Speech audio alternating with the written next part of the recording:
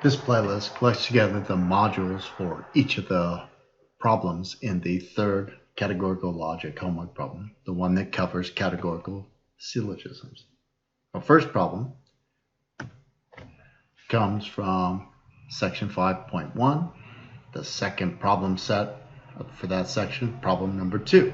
The instructions tell us, put the following syllogisms into standard form using letters to represent the terms.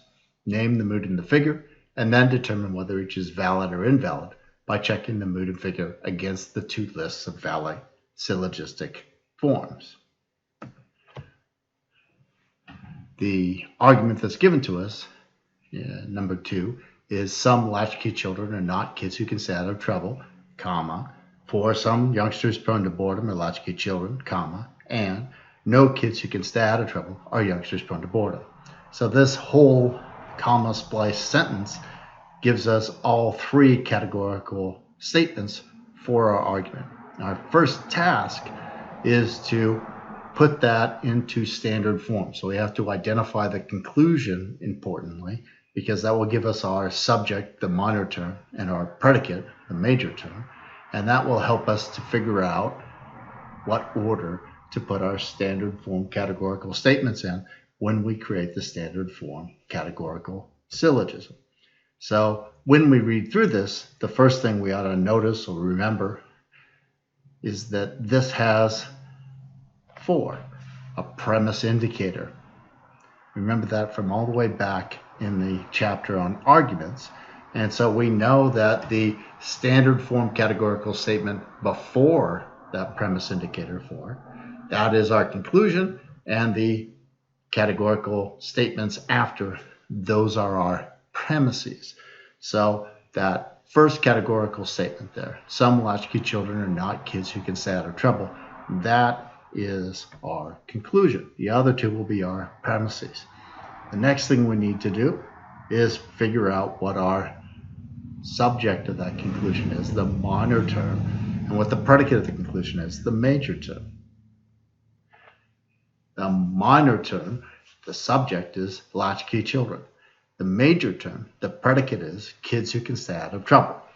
Our minor term will be in the minor premise, the second premise, the premise right before the conclusion, and our major term, kids who can stay out of trouble, will be in our major premise. That'll be in the first premise. So when we look at the two premises that follow, we realize, hey,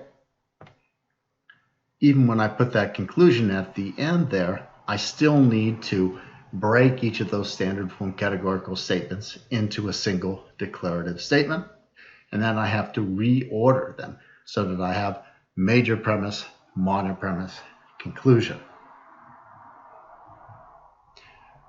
So when I do that, the passage becomes my standard form categorical argument.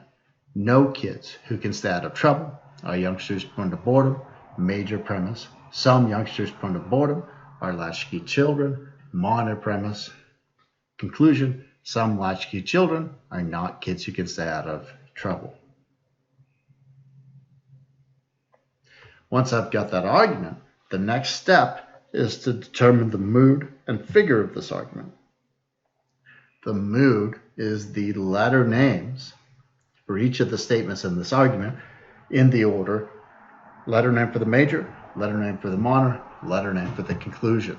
And that means that our first premise there, a type E statement, major premise, that will give us E. Second premise, the minor premise, some youngsters are prone to boredom are latchkey children.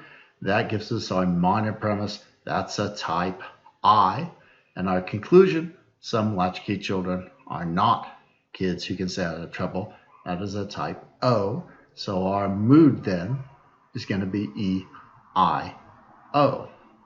Now we have to determine the figure. And the figure is the number that specifies the relationship in the major and minor terms between that middle or bridging term. And a figure 1 would have the middle term in the subject of the major and the predicate of the minor. A figure 2 would have that middle term in the predicate of each premise. A figure 3 would have it in the subject of each premise, and a figure 4 has that middle or bridging term in the predicate slot of our major premise and the subject slot of our minor premise. And that is in fact where youngsters prone to boredom is. And so we know that the figure is a figure 4. When we consult the list of syllogistic forms, EIO figure 4 is unconditionally valid, and so it's valid in both logics.